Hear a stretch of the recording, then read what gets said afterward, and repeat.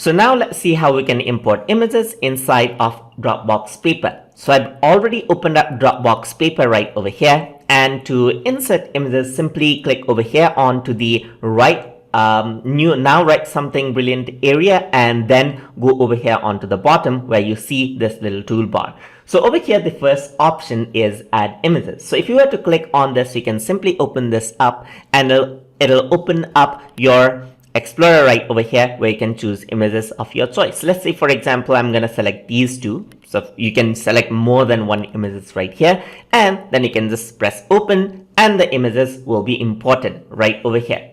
So now that's one way to import images. The other way to import images is by clicking on this icon right over here where it says insert Dropbox file. So you can simply click on this, and here you'll have an option to browse your files right over here. So let me just click on it, and you can go on to your Dropbox folder right over here. So I'm just going to go inside images, and let's say I want to bring in these two images right over here, and I can choose this out. So I have an option whether I can bring in images from Dropbox or my computer, but that is how you bring in images. And you can also go over here and add in images as well. So you can just click on this icon, and again you can choose another image and open it out, and you can see that they get arranged accordingly right over here.